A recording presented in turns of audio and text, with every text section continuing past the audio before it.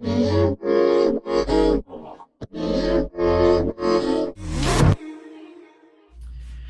everyone, I hope you guys are doing well today. We got another video for you. I'm wearing the same outfit I was wearing in the last two videos, which means I filmed it all at the same time, but I thought I would knock a few out in the same day so that I could give you some content while we're waiting for me to finish up my hiatus of making some of the bigger videos that shows the full process of making a costume. So I'm actually, what I'm going to show you today is on a costume that will be a future video. So watch out for that. But today I thought it would be fun to show you how I applique on stripes. So this costume that I'm doing has a striped, chevron stripe detail, but you can do this in any kind of way if you just want straight up and down to the side. But I'm going to be doing like a little chevron that then I will bead on top of. But I thought this would be interesting to show you how I cut out those strips so that you get the perfect lines, and then how I add them on to the actual base piece so that they stay nice and beautifully so that you can applique up on them. All right, so I'm going to take you around to my cutting table so that you can see where we are when we're starting, and then I'll show you the whole process of doing these stripes, and hopefully it helps you maybe learn a little quick technique that you can add on these stripes if maybe there's a fabric you're looking for and you can't find the right stripe and the right color, that you can just do this little quick thing and do them yourself. All right, so I'm going to switch you around and we will show you how it all happens. All right, here we go. All right, we are now at the point where I need to add stripes to this raspberry base. So I'm going to add the hibiscus stripes to it. So I'm going to show you how I do those stripes. Now I have a cutting mat, and I'll link the cutting mat and this rotary cutter below, but it is by a company called, both of these are called Fiskars. That's not a very pretty name, Fiskars. Reminds me of something else. All right, so basically what I'm going to do is I'm going to be putting some stripes onto of hibiscus onto this pink base. Now, as you can see here, I have a zigzag down the center because I'm going to be doing some beading down the center. So it doesn't matter what that's going to look like in the center because it will be all covered. But basically the quick way that I'm going to do this is just do 1.5 inch strips, and then I will use that 505 spray that I use, and I will just lay them down, and then when they're in the middle, they will kind of go at a chevron pattern, and I'm just going to cut those away. If I wasn't doing beading on it, then I would do it where I would have to pattern it out, but this is just a quick and easy way. Like I said, I like to be able to work quickly, so I find things like this that, like, if beading's going to cover something, then I will do the messy part in the beading and then cover it over. All right, so basically what I do is I'm going to lay, you want to have this cutting mat because you don't want to cut straight onto your table because it can mess your table up and leave ruts and stuff in it. And so this is a cutting mat, and it's kind of self-healing, so it will heal itself. But I just use this rotary cutter that can cut a nice little strip. So basically I'm going to lay down my ruler. Now this ruler is and this is also down in the description, Westcott. And so this is a ruler that I've been using. I use these rulers. I just bought new ones because my old ones were getting a little done, but I've been using these for years because they're see-through, and then they've got the nice squares all over it to see what your 1/2 inches, your inch, your 1/4 inch, and little centimeters and everything. So this is a great sewing ruler. All right, so you just lay it down, and then you just use this knife right on the edge, and you can cut perfect. Maybe what I want to do first is just trim up so it's easier. Trim it.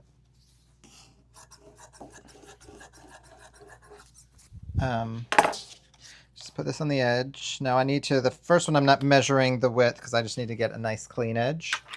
So I'm going to cut off the extra. So you just push that down, You just get right on the edge of the ruler, and then you're able to take that off, and it makes a nice, perfect edge.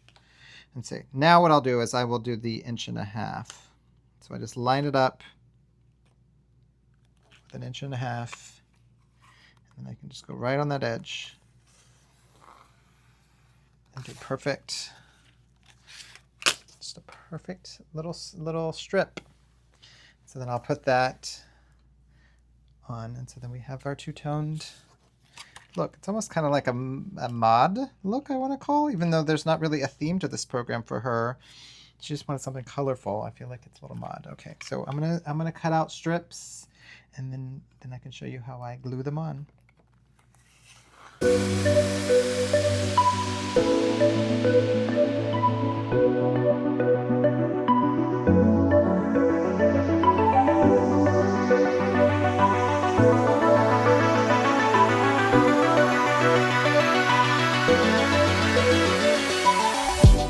All right, we've got the strips cut out, and now I need to apply those strips. And how I'm going to do that so that it is easiest, I'm going to use my favorite product, which is the 505 temporary adhesive from Adhesive. Now, I swear by this stuff.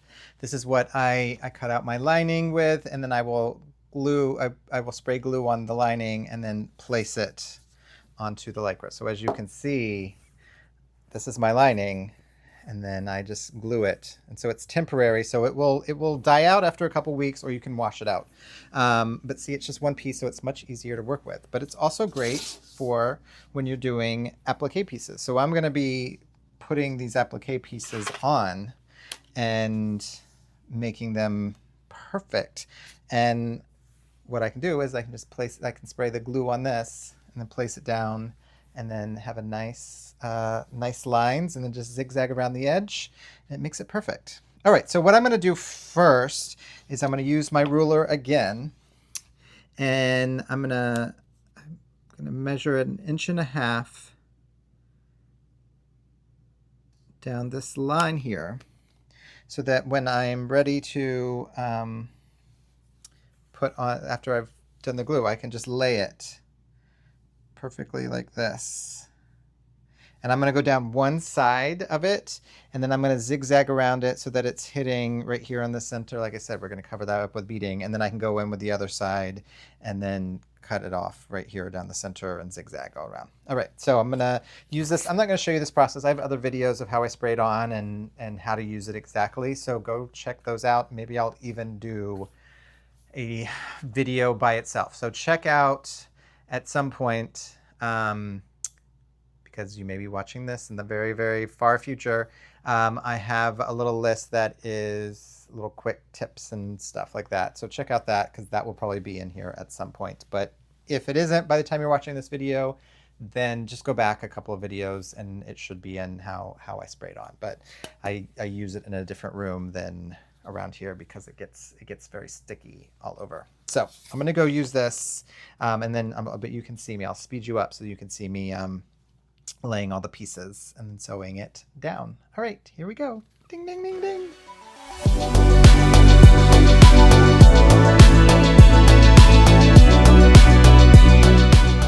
Craziness of editing these YouTube videos is sometimes you forget to film, or you think you push the button to film and you didn't, and you get finished with it and you didn't film. And that's what I just did. So I just appliqued on these stripes on this one side. So I will try to not forget on the other side so that you will see it. So I'm sorry about that. But basically I zigzag them down. I don't know how much you can see, but I zigzag them down, but then there's this one little side that just needs to be brought up. And you just can cut it off.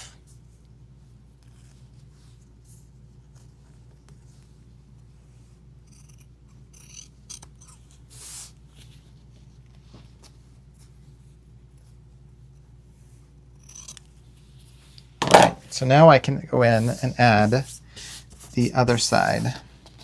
So I'll place my ruler here again, and I can get a strip and go get the 404 spray, and I can lay it, and this will make a perfect chevron pattern.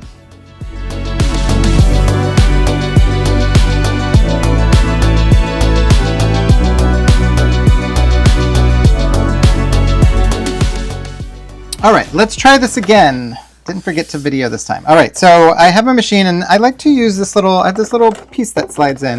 So it makes like a little table, and I like doing this on any kind of applique or if I'm sewing the mesh to the lycra, but then on other things I like to take it out and then I have this space to work with down here.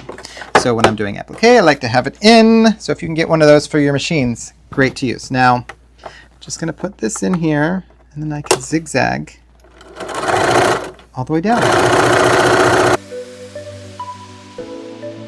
See how beautiful that looks? Nice and clean, right on the edge. This 505 just really sticks well, lycra to lycra. Now it doesn't stick as well if you have a layer of mesh, like I normally have over. It doesn't stick as well that way, but you know, if you're lycra on lycra, it is just sticks so well.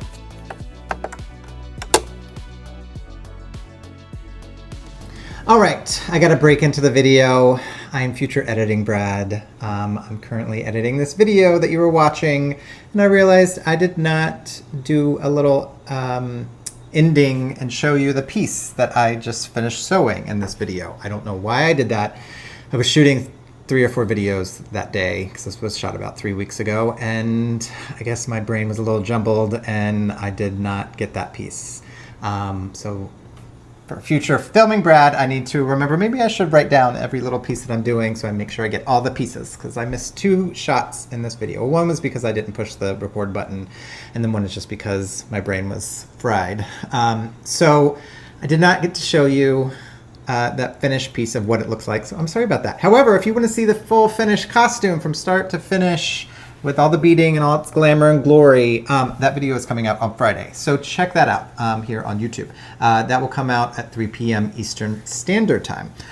One other thing I want to say that I'm going to start adding to my videos is if you're enjoying this content, it would be really helpful to me if you shared it to anybody who you think might enjoy this video. So if you have a friend who sews or likes to bead or whatever, please share this video with them. I know that a lot of you have Facebook groups that you are a part of, whether they're costumes or stretch fabric or whatever. If you think any of those groups would enjoy these videos, please share, because I'm trying to build my audience, and you know, it's very organic and it takes a little while to do that, but as many people who can find out about what I'm showing here, that hopefully is helpful to them. If you can share it, that would be helpful to me. So with that being said, I'm sorry I didn't get that last shot. However, if you want to check out the finished full product with all its beading and shimmer, sparkling, splendor, check that video out on Friday at 3 p.m. Eastern Standard Time, right here on YouTube on my channel. But with that, I did film an outro to this video, so I'm going to put that in right now, and we will finish up this video and get her done, and then I will see you on Friday when I show the full process of doing this costume. All right, I hope you enjoyed this video of how I create a perfect stripe pattern on a costume. Now, I don't do this too often. You know, normally I'm sticking with just a monochromatic costume, but you know, every once in a while I get to do something a little outside my box. So I thought this would be a fun way to show you how you can create these stripes. Now, you can do this because, you know, sometimes people will try to find the perfect pattern, and this way you can create your own pattern, and you don't have to worry about, like, can I find, you know, this matching pattern to match the right lycra? Is it the right colors? Like, they may not make a raspberry and hibiscus stripe in, you know, a 1.5 inch stripe. So I have created it, and I've created it up into that beautiful chevron pattern.